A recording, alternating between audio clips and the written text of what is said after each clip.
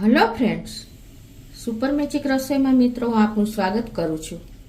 આજે હું મૂળાના પાંદના શાકની રેસીપી તમારી સાથે શેર કરું છું। તો તમને ચોક્કસ આ વિડીયો ઉપયોગી થશે। તમને ગમે તો લાઈક કરજો, શેર કરજો અને સબસ્ક્રાઈબ કરવાનું તો ભૂલતા જ નહીં। તો મિત્રો, અત્યારે આપણે શિયાળો ચાલી રહ્યો છે અને અત્યારે મૂળાની સિઝન ફૂલ માર્કેટમાં જોવા મળે છે અને એટલા ફ્રેશ મૂળા અને મૂળાના પાંદ હોય છે ને કે આપણને જોઈને પણ લેવાનું મન થઈ જાય। અને જો તમે આ કારતક માગસરના મૂળા ખાશો ને તો આખું વર્ષ તમને તાવ, શરદી, ઉધરસ કાંઈ પણ નહીં થાય, એટલી ઇમ્યુનિટી તમારા બોડીમાં આવી જશે મિત્રો। એટલે આ 2 મહિના તો તમારે મૂળા ખાવા જ જોઈએ ખાસ। તો અત્યારે મેં જો આ 500 ગ્રામ મૂળા લીધા છે અને એને મેં 2 થી 3 પાણીએ ધોઈને અને એના પાન પણ ધોઈ નાખ્યા છે। 2 થી 3 પાણી એકદમ એક પાન ધોઈ નાખશો ને તો તમારે એકદમ નીટ એન્ડ ક્લીન થઈ જશે।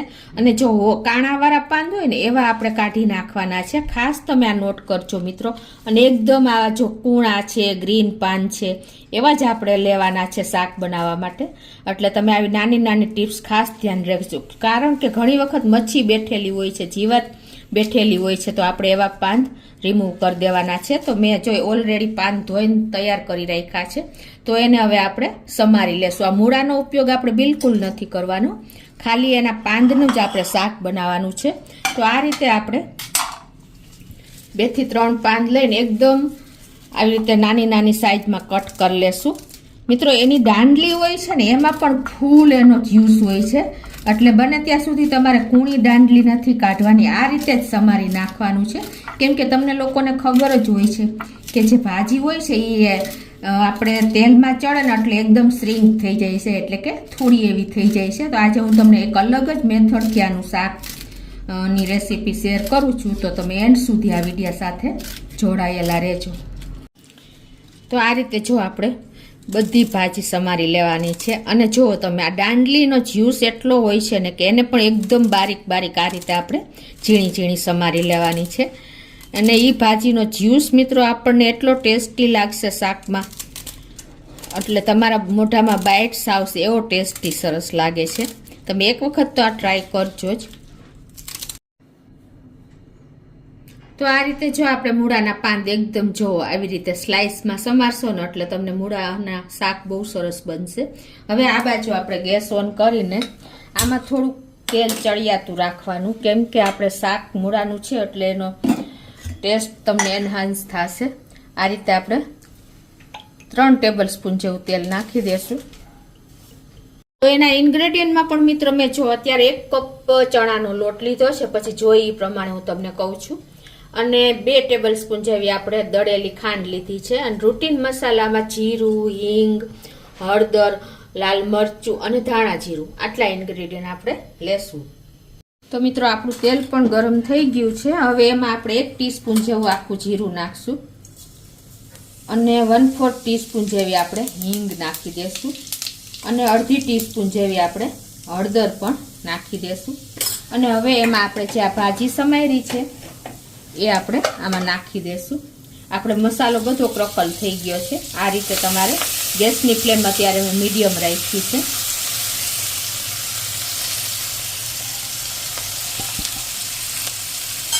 અને હવે એને આપણે આ રીતે મિક્સ કરી લેશું।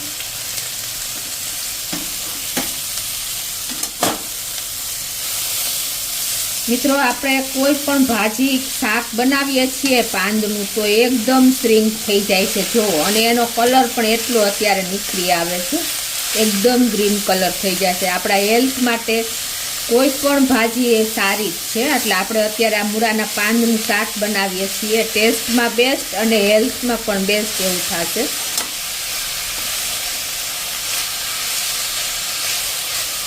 જો મિત્રો, એનો કલર કેટલો સરસ આવી ગયો।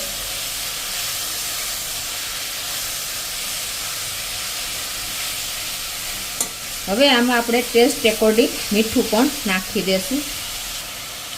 અત્યારે હું 1 ટીસ્પૂન જેવું મીઠું નાખું છું, તમે તમારા ટેસ્ટ એકોર્ડિંગ નાખી શકો છો। અને 2 ટેબલ સ્પૂન જેવી આપણે દળેલી ખાંડ નાખી દેશું। તમે તમારા ટેસ્ટ એકોર્ડિંગ વધઘટ કરી શકો છો।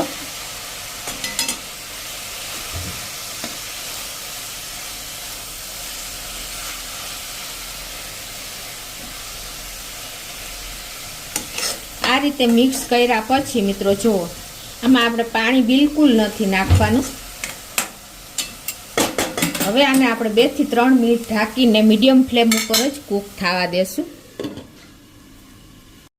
તો 2 થી 3 મિનિટ થઈ ગઈ છે અને જુઓ આપણા મૂળાના પાન એકદમ સરસ 80% જેવા કૂક થઈ ગયા છે.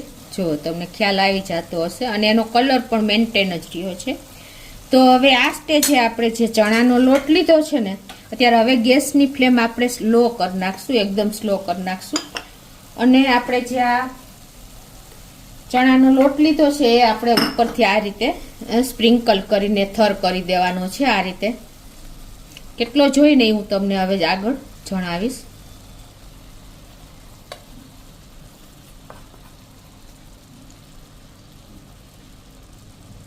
જો મિત્રો, અડધો કપ જેવો લોટ મેં અત્યારે નાખી દીધો છે.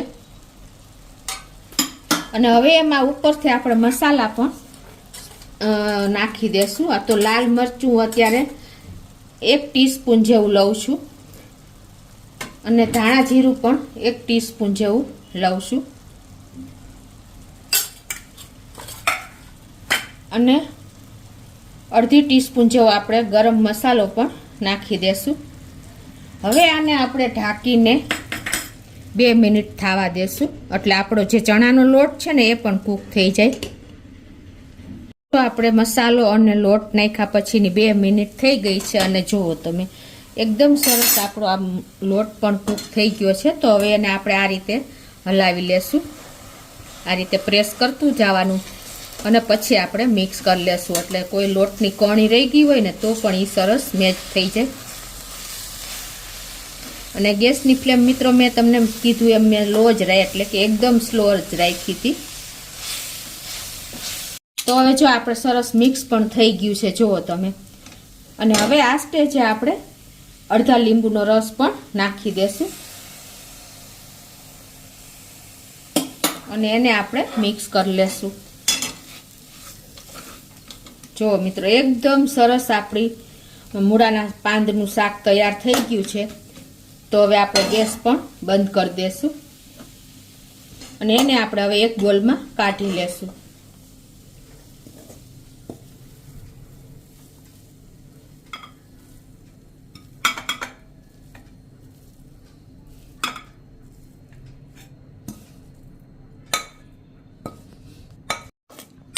તો આ રીતે જો આપણે એક બોલમાં શાક કાઢી લીધું છે મૂળાના પાંદનું. અને મિત્રો જો એનો લુક અને એનો ટેસ્ટ એકદમ યુનિક છે મિત્રો. તમે આ રીતે મૂળાના પાંદનું શાક ક્યારેય નહીં બનાવ્યું હોય. જુઓ તમે ખાશો ને તો આંગળા ચાટતા રહી જશો, એટલું ટેસ્ટી અને ચટાકેદાર થાય છે. તો તમે ચોક્કસ એક વખત આ રીતે મૂળાના પાંદનું શાક બનાવજો અને તમને ગમે તો લાઈક કરજો, શેર કરજો અને સબસ્ક્રાઈબ કરવાનું તો ભૂલતા જ નહીં.